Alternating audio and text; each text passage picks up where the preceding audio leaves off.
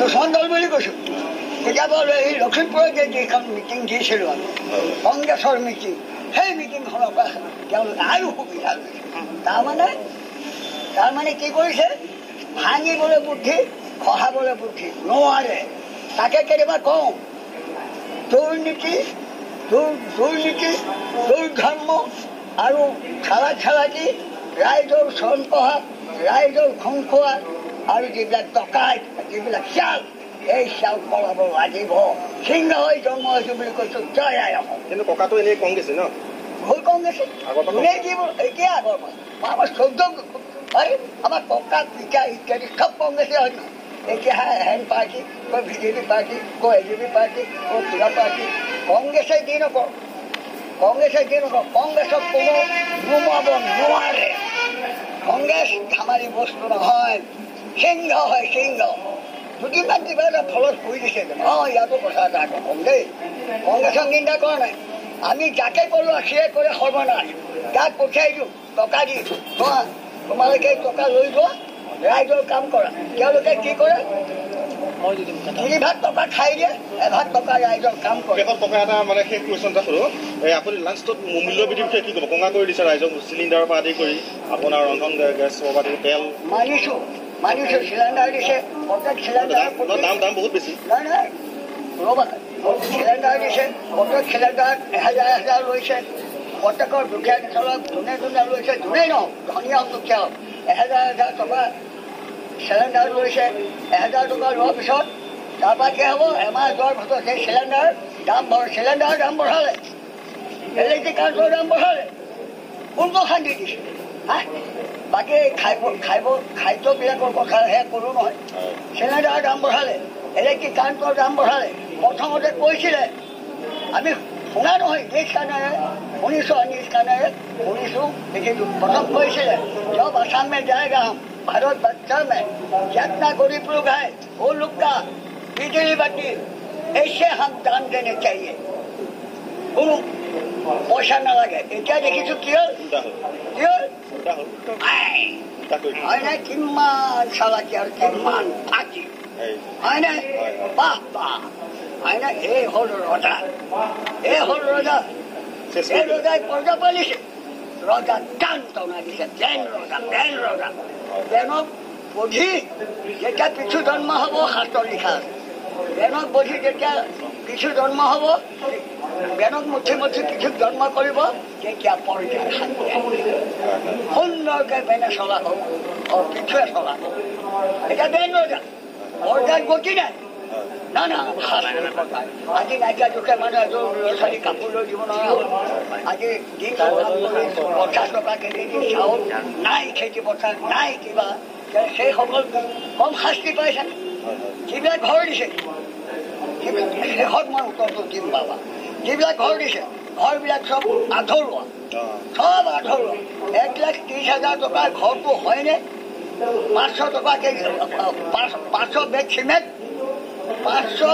500 টকা চিমেণ্ট এবেগ সেই ঘৰটো বাকী লোহা চেইন কেবেল হেণ্ড চেইন মিস্ত্ৰী খৰচ মই পোৱাই হয় না হয় জানো ঘৰ নহয় কেতিয়াও হ'বই নোৱাৰে আচ্ছা ঠিক আছে ধন্যবাদ বহুত ধন্যবাদ আপোনালৈ বেয়া কৈছোঁ উঠাই লাভ নাই অলপেই চলিব ককা হিমন্তক আপুনি কিবা ক'ব নেকি নুসুধিব ন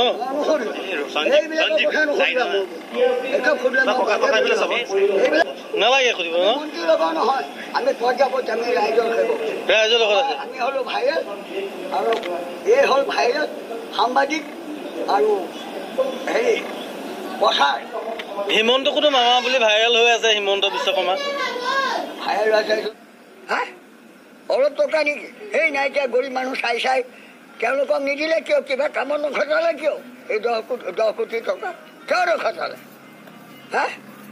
নিজে গা কৰিছে তাৰমানে নিজে গা কৰিছে পেট বঢ়াইছে আৰু গাড়ী কিনিছে খুব দৌৰিছে নগৰ চহৰ তালৈকে ৰজা মন্ত্ৰী হ'ব লাগে হয় নাই এতিয়া ভোটৰ সময়ত আহি কম মিছা তেল ঢালিব মানুহৰ পোকৰে এই এতিয়া ইলেকশ্যন আহি আছে পঞ্চায়ত ইলেকশ্যন প্ৰথমতে Aadhaar card PAN card job card এইবোৰ কাঠ জানো কি কৰিবলৈ, এইবোৰ কাঠ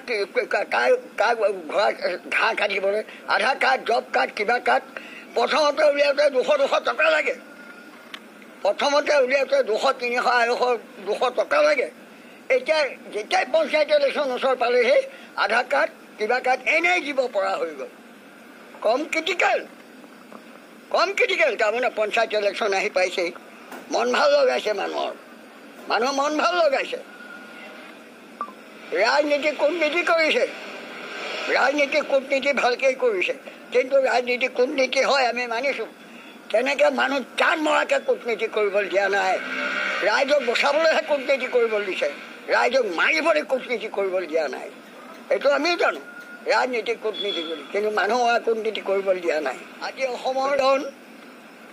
অসমৰ যিজন জ্ঞানী ব্যক্তি হেমন্ত বিশ্ব শৰ্মা ডাঙৰীয়া আৰু তেওঁক প্ৰণাম জনাইছোঁ। কিন্তু এটা কথাই গম পাইছোঁ আমি,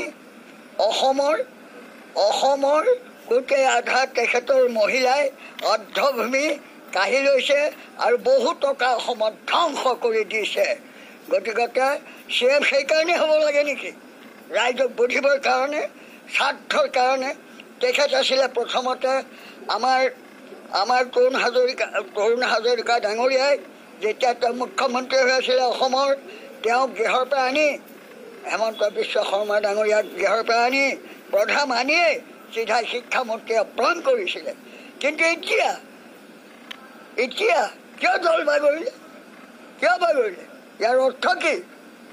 মানুহ মাতৃ গৰ্ভত এবাৰহে জন্ম হয়, 10 বাৰ হয় নেকি?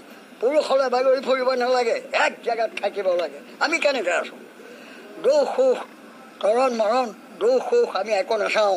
গতিকে আমি কেনেকৈ আছোঁ? একেটা খুঁটিত কেনেকৈ চলাইছোঁ, কেনেকৈ আছোঁ? তাৰপৰা কিবা এটা হ'ল নেকি? টকাই খেদি আছে, প্ৰাণবিলাক টকাই খেদি আছে, কেৱল টকাৰ লোভত সাপৰ দৰে মূৰ সলাই ফুৰিছে।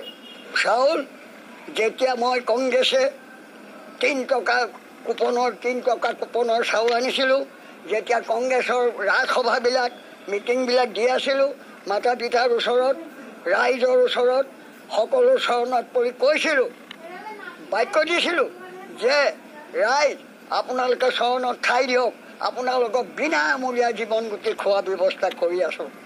বিনামূলীয়া জীৱনগুটি, বিনামূলীয়া চাউল খাবলৈ পাব আপোনালোকে 3 টকা। তেতিয়া কিছুদিনৰ পিছত আমি যেতিয়া দিল্লী সেৱতা কৰি ৰাখি, তেতিয়া আমি কি কৰিলোঁ? প্ৰথমতে নাইকিয়া অভাৱী মানুহৰ জীৱনগুটি মুক্তি কৰি ল'লোঁ। পহিলা আমাৰ কৰ্ম, জীৱনগুটি মুক্তি কৰি ল'লোঁ। চাউল 3 টকা ৰেটত আমি চাউল দিছিলোঁ। এতিয়া ফ্ৰীকৈ দি আছে, মানিছোঁ। 3 টকা ৰেটত আমি কিয় দিছিলোঁ? এতিয়া ফ্ৰীকৈ দি আছে, ইফালে যে মজা উলিয়াই আছে। এইটো খবৰ আছেনে? 3 টকা ফ্ৰী চাউল দি বাকী মালবিলাক কি কৰিছে? ৰাইজক কি কৰিছে? 1 লিটাৰ মিঠাতেল নাইকিয়া দুখীয়া মানুহ খাব পাৰিছেনে? 1 কেজি মাংস খাব পাৰিছেনে? কোনোবাই খেতি কৰি দিছে নেকি? পথাৰ মৰণা মাৰি ফ্ৰী চাউলটো? এইটো চেণ্ট্ৰেলৰ বস্তু। প্ৰথমতে আমি জয়দত্তে আমি ভৰি দিয়ে ৰাইজৰ ওচৰত অংগীকাৰ কৰিছিলোঁ যে আপোনালোকক ফ্ৰী জীৱনগুটি খুৱাম। একো ঘৰ মানুহে 25 কেজি, একো ঘৰ মানুহে 35 কেজি, একো ঘৰ মানুহে 20 কেজি। নাইকিয়া দুখীয়া গৰীব মানুহ কিমান ৰেহাই পাইছে? এতিয়া ফ্ৰী চাউল খুৱাইছে, চবেই কয় ফ্ৰী চাউল খুৱাইছে। ইফালে যে মজা বাহিৰ হৈ গৈছে, কাৰোবাৰ খবৰ আছেনে? গতিকে এতিয়া আকৌ পুনৰ মই ভুল হ'লেও কিবা হ'লেও আকৌ পুনৰ ৰিটাৰ্ণ কৰিছোঁ। আজি CM অসমৰ তেখেত হেমন্ত বিশ্ব শৰ্মা ডাঙৰীয়া, তেওঁ আজি অসমৰ মুখ্যমন্ত্ৰী। মই মানিছোঁ প্ৰথমতে আছিলে শিক্ষামন্ত্ৰী, আমি আনি শিতানত থিয় কৰিছিলে তৰুণ হাজৰিকাই। তেওঁ থিয় কৰিয়ে শিক্ষামন্ত্ৰীৰ দায়িত্ব দিছিলে। কিন্তু কামবিলাক বৰ ভাল, কামবিলাক বেয়া নহয়, কামবিলাক বৰ ভাল তেওঁ। কাৰণ তেওঁ হ'ল বৰ এজন শিক্ষিত মানুহ, ইফালো হ'ল মহাশিক্ষিত বুজাইকাৰী মানুহ। কামবিলাক তেওঁৰ বেয়া নহয়, কামবিলাক ভাল। কিন্তু হ'লে কি হ'ল? এফালে ভাল হ'লে এফালে কাল হয়। চামুচাৰে দিছে বেলচা মাৰিলে হ'ব নেকি? নহ'ব নীতি দেশ এনেকৈ নচলে দুৰ্নীতি কৰি এনেকৈ দেশ চলাই নেকি টকাৰ লোভত এক শ্ৰেণীক মাৰিছে এক শ্ৰেণীক কাঢ়িছে হ'ব দে ককা পানী এগিলাচ খানা আজিলৈ বাৰু